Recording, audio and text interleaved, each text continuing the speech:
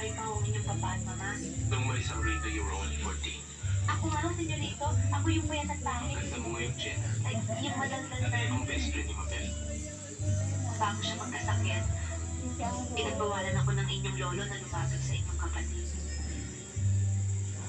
Ang alila raw ko ay para lamang sa mga kapwa-alila. Okay, di mo na yan. Ayaw mo? Anong gusto mo? Gawin mo sa akin para dadalhin ko pagbalik ko rito. Talagang babalik na ako sa sakit. Pero... alam kong gagaling ka, Mabel. Itiisin ko lang yung matanda. Pag magaling ka na, saka lang tayo alis. Lalayo tayo, Mabel. Lalayas tayong dalawa. Mabel. Alam mo ba ako?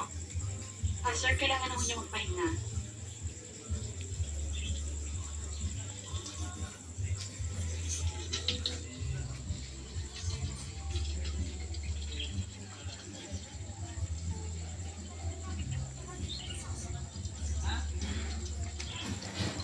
Paano, Alvin?